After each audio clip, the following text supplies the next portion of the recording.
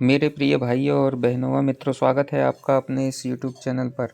भाइयों और बहनों, आज मैं जो जानकारी लेकर आया हूँ वह महाभारत में युद्ध में जो व्यूह रचनाएं की जाती थी, मतलब हम अपने दुश्मन को, अपने विरोधी को किस प्रकार परास्त करने के लिए उसमें व्यूह रचना का उपयोग करते थे, उससे संबंधित है। व्यूह रचना यानी जैसे कि चक्रव्यूह है, कौच व्यूह है, और जो है षट व्यू है, अर्धचंद्र व्यू है, मंडल व्यू है। ये जो व्यू रचनाएं की जो बारे में आपको पूरी जानकारी लेकर आया हूँ।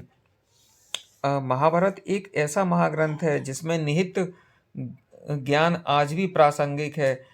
मित्रों, महाभारत का युद्ध कुल 18 दिन चला था। इसमें बताए गए युद्ध के 18 दिनों में तरह तरह की रणनीतियां और व्यू रचनाएं थीं। जैसे कि इन व्यू रचनाओं के अलावा आखिर कैसे दिखते थे, कैसे निर्माण होता था इन व्यूहों का, कैसा था चक्रव्यूह, इन सब को जानने के लिए मित्रों, मैं आगे आपको बताता हूँ कि महाभारत के सबसे पहले दिन वज्र व्यूह की रचना की गई थी।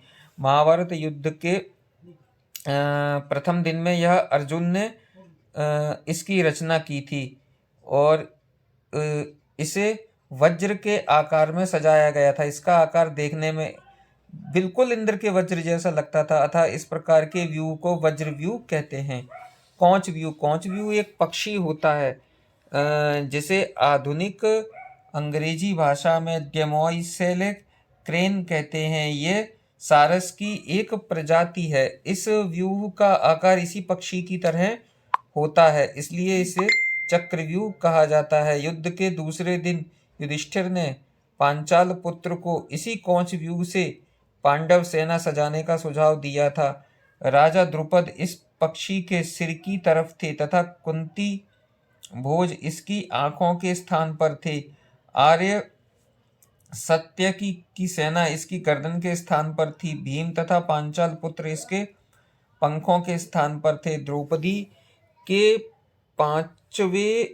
द्रौपदी के पांचों पुत्र तथा आर्य की इसके पंखों की सुरक्षा में तैनात थे। इस तरह से हम देख सकते हैं कि ये व्यूह बहुत ताकतवर एवं असरदार था। पितामह भीष्म ने स्वयं इस व्यूह से अपनी कौरव सेना सजाई थी। भूरी श्रवा तथा शल्य इसके पंखों की सुरक्षा कर रहे थे। सोमदत्त, अश्वत्थामा, कृपाचार्य और कृतवर्मा इस पक्षी के विभिन्न अंगों का दायित्व संभाल रहे थे। तो मित्रों, यह जो जानकारी थी यह कौच व्यू से संबंधित थी। अगला व्यू जो है वह अर्धचंद्र व्यू है।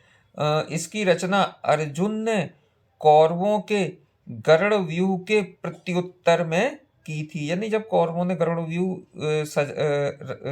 सजाया था, उसका जवाब देने के लिए अर्जुन ने अर्धचंद्र व्यू की रचना की थी। यह पांचाल पुत्र ने इस व्यू को बनाने में अर्जुन की सहायता की थी और वह इसके दाईं ओर भीम थे। अब अगला जो आता है वह है मंडल व्यू। पितामह भीष्म ने युद्ध के 7वें दिन कौरव सेना को इसी मंडल व्यू द्वारा सजाया था। इसका गठन परिपत्र रूप में होता था। यह बेहद कठिन व्यूहों में से एक था, पर फिर भी पांडवों ने इसे वज्र व्यूह द्वारा भेद दिया था। यानी कि यह पितामह भीष्म ने मंडल व्यूह की रचना की थी, तो पांडवों ने वज्र व्यूह की रचना की थी और वज्र व्यूह की रचना से इस मंडल व्यूह को उन्होंने भेद दिया था और जो है इसको तहस नहस कर दिया था। इसके प्रत्युत्तर में भीष्म ने ओर्मी व्यूह की रचना की थी। इसका तात्पर्य होता है समुद्र। ये समुद्र की लहरों के समान प्रतीत होता था। फिर इसके प्रत्युत्तर में अर्जुन ने श्री गंताका व्यूह की रचना की थी। यह व्यूह एक भवन के समान दिखता था। मित्रों, अगला है चक्र व्यूह। इसके बारे में सभी ने सुना होगा, यह काफी प्रचलित व्यू है। इसकी रचना गुरु द्रोणाचार्य ने युद्ध के 13वें दिन की थी। दुर्योधन इस चक्रव्यूह के बिल्कुल मध्य में ठीक बीचों बीच था। बाकी 7 महारथी इस व्यूह की विभिन्न परतों में थे। इस व्यूह के द्वार पर जयद्रथ था। सिर्फ अभिमन्यु ही इसको भेदने में सफल हो पाया था, पर वो अंतिम द्वार को पार नहीं कर सका तथा बाद में 7 महारथियों द्वारा उसकी हत्या कर दी गई थी। और मित्रों, अगला जो व्यू है वह चक्र शकट व्यू है।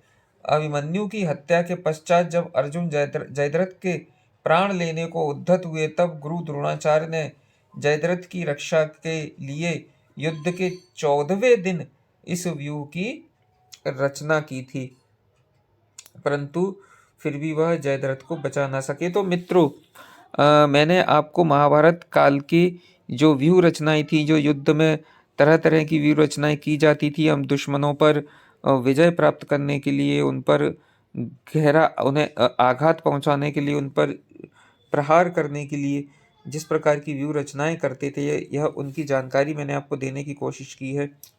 तो मित्रों, मेरे द्वारा दी गई यह जानकारी आपको कैसी लगी, कृपया कमेंट करके ज़रूर बताइएगा। और जो भी दर्शक आप मेरे चैनल पर नए हैं, तो कृपया मेरे चैनल को सब्सक्राइब जरूर करिएगा, जिससे कि यह नई नई जानकारियाँ मैं आप तक आसानी से पहुंचा सकूं। और मित्रों, मिलते हैं ऐसी ही एक और जानकारी के साथ। तब तक के लिए मुझे आज्ञा दीजिए। जय श्री राधे कृष्ण। राधे राधे।